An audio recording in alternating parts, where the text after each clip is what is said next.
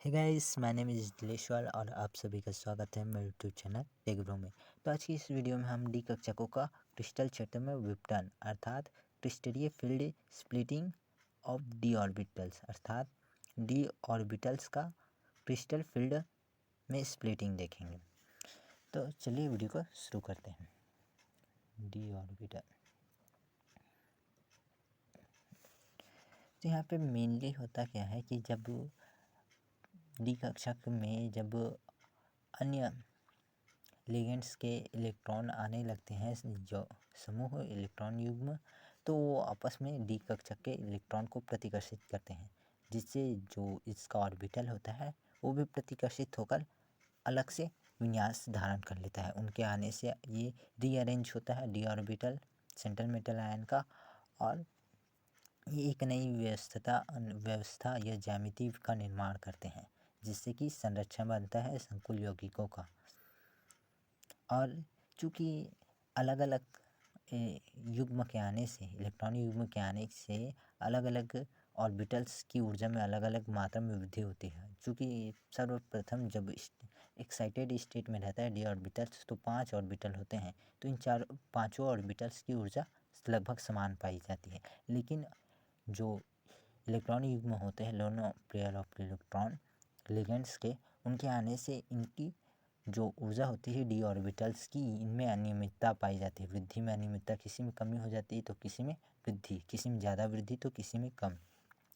ये कैसे होता है?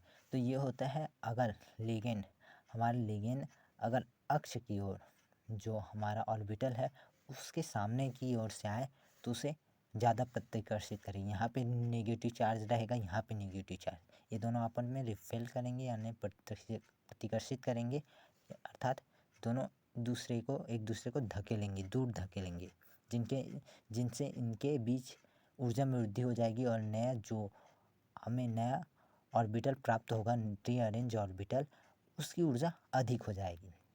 लेकिन अगर यही लोन पेयर ऑफ इलेक्ट्रॉन अर्थात लिगेंड का इलेक्ट्रॉन इस दिशा से अटैक करें, तो चूँकि यहाँ पे ज़्यादा लग रहा था इसकी तुलना में, अर्थात यहाँ पे इसकी तुलना में कम ऊर्जा में, अर्थात कम रिपेल करेगा, अर्थात कम प्रतिकर्षित करेगा, कम धक्का लगेगा यहाँ पे, जिससे इसकी आकृति या औसम परिवर्तन भी कम होगा, जिससे इसकी जो ऊर्जा होगी उसमें भी वृद्धि कम होगी।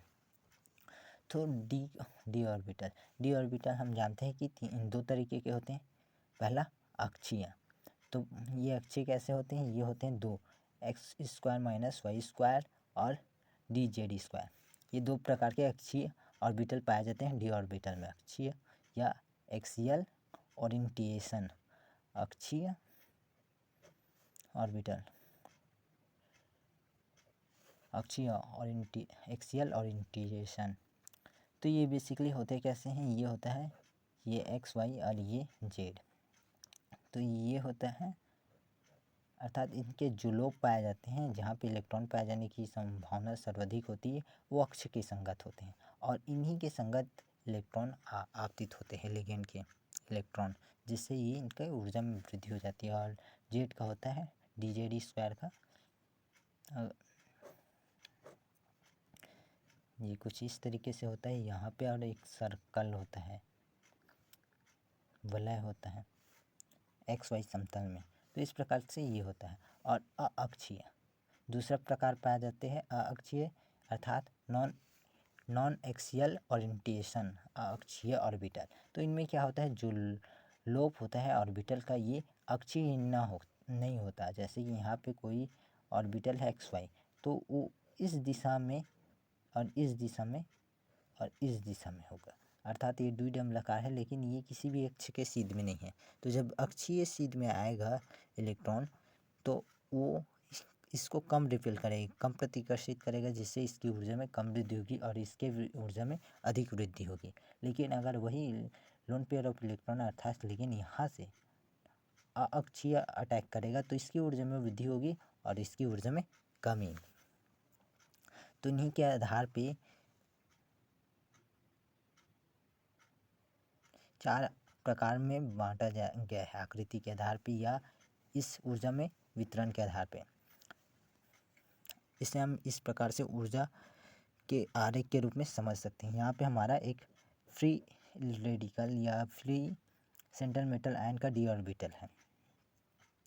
अगर हम इसमें 4 लिगेंड अटैक करवाएं, किसी डी ऑर्बिटल में 4 इलेक्ट्रॉन अटैक करवाएं जो आपस में बराबर हो और इस दिशा से अटैक करें, अक्षीय स्थिति है। अर्थात जो ये अक्षीय स्थिति है इसमें कम ऊर्जा और इसकी ऊर्जा में वृद्धि, इसे हमें जो अक्षीय इसे ईजी समूह कहा जाता है और इसे T2G समूह कहा जाता है। T2G समूह, तो ईजी समूह T2G चूँकि इस दिशा में आ रहा है, इस कारण इसकी ऊर्जा में वृद्धि होगी। तो यहाँ पे हमारा ईजी समूह नहीं, ये T2G के में ऊर्जा में वृद्धि होगी और उतनी ही ऊर्जा में कमी होगी ईजी समूह में। ये 3 है तो 3,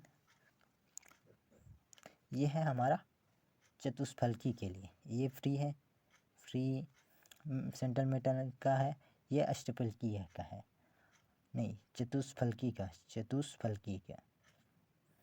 ये चतुष्फलकी के। अब यदि हम 6 लिगेंड को डालें, अर्थात अष्टफलकी आकृति बनाएं, अष्टफलक डालें, तो ये कुछ इस प्रकार से बनाता है कि इस दिशा में से भी लिगेंड आते हैं, अटैक करते हैं इस दिशा, अक्षीय दिशा से। तो इस कारण इस दिशा में इसका मान या इस ईजी ऑर्बिटल्स की ऊर्जा में अधिक वृद्धि होती है। तो ये कुछ इस अंतराल में, ये हो जाएगा हमारा 0.6 और ये हो जाएगा हमारा 0.4 पॉइंट ऊर्जा के साथ नीचे आ जाएगा T2G समूह, और ईजी समूह जो होता है वो 0.6 ऊर्जा हिस्सेदारी अतिरिक्त लेके, अर्थात अवशोषित करके ऊपर, अर्थात अवशोषित करके बढ़ जाते हैं, इसकी ऊर्जा अधिक हो जाती है इस ऑर्बिटल की, ईजी समूह के।